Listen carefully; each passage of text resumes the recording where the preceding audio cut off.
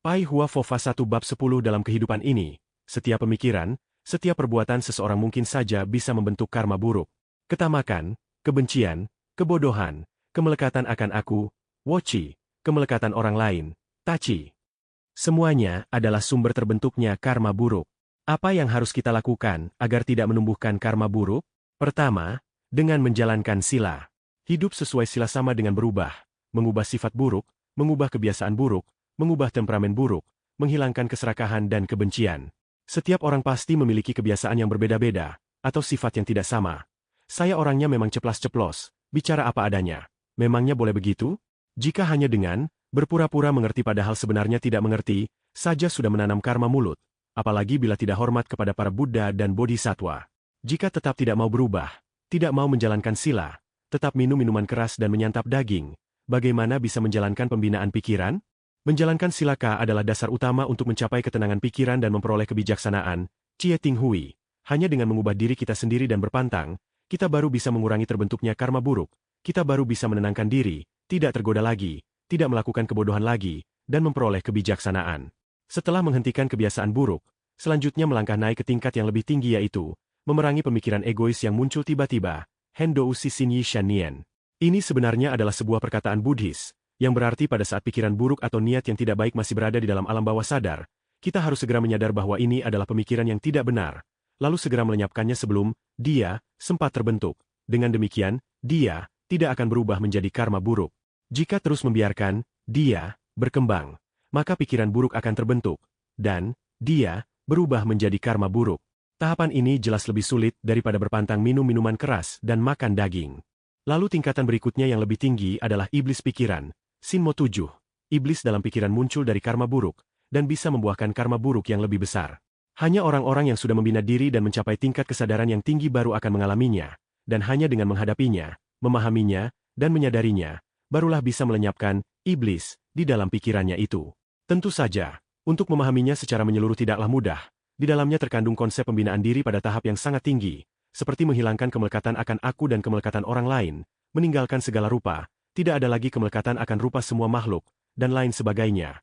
Namun bila hanya mengetahui teorinya saja, tidak akan menyelesaikan masalah.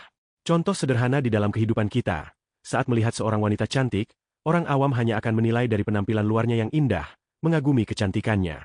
Tetapi jika Anda sudah mencapai tingkat pembinaan diri yang setara dengan master, akan mengatakan, satu lagi dewi yang turun ke dunia, pasti karena dia pernah melakukan kesalahan, dia harus membina diri dengan baik, kalau tidak, dia tidak akan kembali lagi ke langit, sungguh kasihan. Karena saya bisa melihat siapa dia di kehidupan sebelumnya, informasi yang saya ketahui lebih menyeluruh. Master bisa melihat menembus kulit luar, menghapuskan kemelekatan, tidak terpaku akan rupa, inilah kebijaksanaan. Selain itu, terhadap kekayaan dan ketenaran, ada berapa banyak orang yang benar-benar bisa melepaskannya? Master bisa terbebas dari hal-hal ini, karena Master sudah melihat reinkarnasi, bisa melihat orang tua ini akan terlahir sebagai laki-laki, dan di kehidupan selanjutnya dia akan berprofesi di bidang ilmu pengetahuan, bisa melihat bahwa kekayaan yang dimilikinya adalah pahala dari beberapa kehidupan sebelumnya. Ketidaklancaran di dalam hidup orang ini disebabkan karena dia sudah terlalu banyak melakukan perbuatan buruk di kehidupan sebelumnya, dan juga bisa melihat bahwa hidup ini hanyalah satu bagian singkat dari orang ini, hanya hasil dari pembinaan diri saja yang benar-benar bisa dibawa pergi pada waktu ajal tiba. Harta kekayaan sama seperti kulit luar, bisa dimiliki dengan suatu alasan, bisa hilang juga pasti ada sebabnya. Ini seperti seorang pendaki gunung profesional yang sedang mendaki puncak gunung salju, dia tahu betapa berharganya stamina fisik, setiap langkahnya harus diambil dengan tepat, tidak boleh disia-siakan, beban yang dibawanya juga harus diperhitungkan secara akurat, tidak boleh terlalu sedikit atau terlalu banyak, pada saat yang sama. Bila dia mengetahui bahwa begitu langit gelap akan ada badai salju, maka sebelum badai tiba, dia harus bisa sampai di pos perkemahan berikutnya. Jika pada saat ini, dia melihat orang-orang di sekitarnya, ada yang berjalan ke rute yang salah, ada yang malah menikmati pemandangan, ada juga yang berkejar-kejaran dengan antelop, maka dia akan memberitahu mereka, ini rute yang benar, jangan menyia-nyiakan tenaga kalian, dan bergegaslah jalan, saat badai salju tiba. Antelop-antelop itu tidak akan bisa menolong kamu. Inilah perbedaan antara orang yang sudah memahami dengan benar dan yang tidak. Oleh karena itu, untuk memahami dengan benar, memerlukan kebijaksanaan, dan kebijaksanaan ini didapatkan dari menjalankan sila dan ketenangan pikiran seseorang. Cara kedua untuk mencegah terbentuknya karma buruk adalah perasaan bersyukur. Yang dimaksud bersyukur di sini tidak hanya merujuk pada cara berpikir, dia adalah sebuah alat sebuah cara untuk membina diri. Di antara 7 perasaan dan 6 nafsu manusia, King Liu Yu setiap perasaan dan nafsu, semuanya akan membentuk karma buruk, dan hanya dengan merasa bersyukur atau berterima kasih, yang bisa memutuskan segala karma buruk, dan ini adalah satu-satunya perasaan yang tidak membuahkan karma buruk, juga senjata terbaik untuk memerangi keserakahan, kemarahan, kebodohan.